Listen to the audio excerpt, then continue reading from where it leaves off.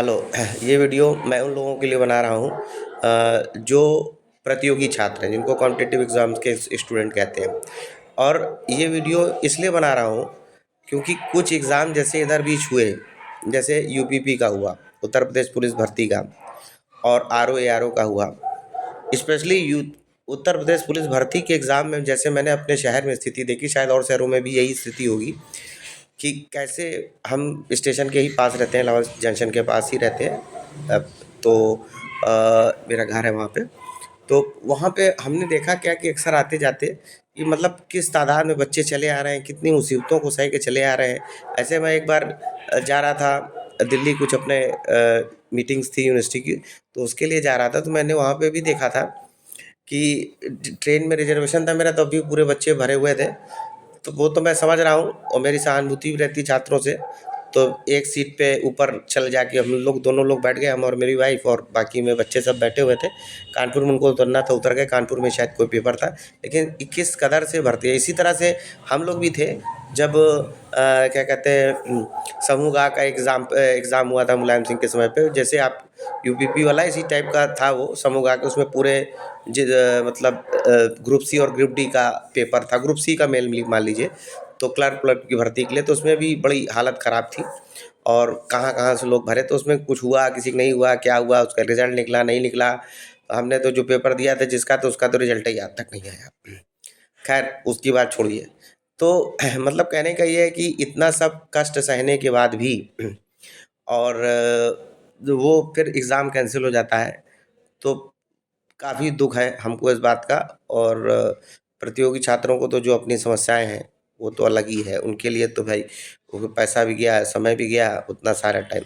अब प्लस ये कि अब ये कब फिर से शुरू होगा, कब फिर परीक्षा होगी, उस वो भी किस उसमें भी क्या हो पाएगा, क्या नहीं हो पाएगा, वो भी अलग बात है। वीडियो बनाने का मेरा मकसद ये है कि ये सब चीज़ें आप जानते हैं, ये सब आपको पता भी है। वीडियो बताने का मकसद ये है कि देखिए ऐसा है कि जो लो एक एक एक सिस्टम हम आपको बताते हैं, जिस सिस्टम के चल के हमारे बहुत सारे मित्र ये सब एग्ज़ाम्स में निकले, जो सरकारी रिज़ल्ट्स सरकारी वाले एग्ज़ाम है उसमें, और सफल भी हुए। और वो सिस्टम क्या था कि जैसे मान लीजिए फॉर एग्ज़ाम्पल उन्होंने, जैसे एक मेरे मित्र है वो पीसीएस में है, तो वो उन्होंने जैसे एक सिस्टम बनाया हुआ था, बहुत बढ़िया सिस्टम था। और चूँकि वो सक्सेस रहे इसलिए हमको वो सिस्टम काफ़ी समझ में आया। उसके बाद उन्होंने भी वो सिस्टम कई लोगों को बताया, हमने भी बताया, जिन छात्रों को बताया, और जो छात्र उसके ऊपर मतलब प्रॉपर्ली चले उनको भी सक्सेस मिली। सिस्टम क्या है वो समझिए। सिस्टम उसका ये है कि जैसे मान लीजिए आपने पीसीएस का एग्ज़ाम एक बार एक पीसीएस का एग्ज़ाम लेके चल रहे हैं। ये आर्मी में भी लगा सकते हैं, लेकिन हम पीसीएस का एग्ज़ाम दें क्योंकि वो पीसीएस के हिसाब से चले थे।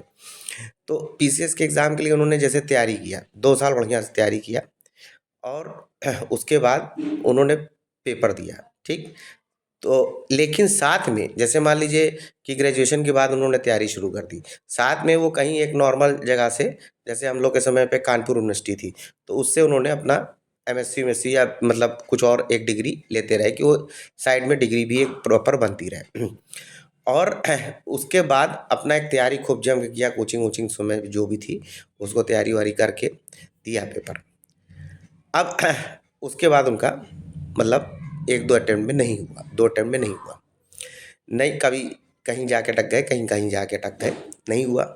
उसके बाद उन्होंने एक काम किया, उन्होंने एक प्राइवेट स्कूल जॉइन कर लिया। अपना उसमें पढ़ाते रहे, जो सब्जेक्ट से थे, मैथ से थे, अपना पढ़ाते रहे। और और एक निश्चित ये रखा कि जब सब मैं वहाँ से आऊँगा, तो उसके बाद में सिर्फ़ 4 घंटा खूब जम के अपना पढ़ाई करूँगा। सुबेरे 1-2 घंटा, शाम को 4 घंटा खूब जम के पढ़ाई करूँगा। 2 साल और उन्होंने वैसे ही दिया, और 3rd ईयर उन्होंने फिर मारा एकदम पूरा, निकल गए।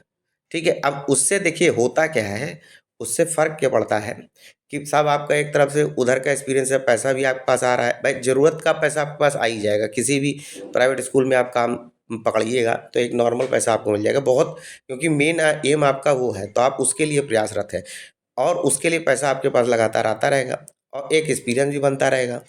और आप जो भाई 3 साल आपने तैयारी कर लिया, अब उसके बाद उसमें कुछ बहुत विशेष नहीं रहता, सिर्फ उसका रिवीजन और कंटिन्यूटी चाहिए। रिवीजन कंटिन्यूटी के फॉर्म में अपना आप काम करिए, ठीक? और जैसे ही आपका लगेगा, निकल गए। अभी हमारा एक स्टूडेंट और पीएसएल का एग्ज़ाम हुआ था, उसमें भी सिलेक्ट हुआ, सेम प्रोसीजर उसने भी लिया था।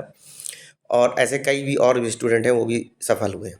तो ये मुझको लगता है कि ये बजाय बैठ के कि सिर्फ हम कंपटीशन का वेट करें, फिर कंपटीशन हर जगह भरे और फिर ऐसे ही भर्तियां रद्द हो जाएं, फिर कभी हों, तो फिर कभी अब आप यूपी का टीजीटी पीजीटी का एग्जाम देख ले। अब टीजीटी पीजीटी के भरोसे ही जो आदमी बैठा है, तो वैकेंसी किस वक्त आई थी लास्ट में और अभी तक एग्जाम नहीं हुआ। ठीक है, 2 साल 2.5 साल इंतजार कर रहा है आदमी। तो अब ऐसे तो फिर अब वो ठीक है, प्रक्रियाएं हैं, आयोग भंग हुआ, ये हुआ, सब चीज़ है, हम सब मान रहे हैं, लेकिन किसी भी कैंडिडेट की एज तो निकलती जा रही है।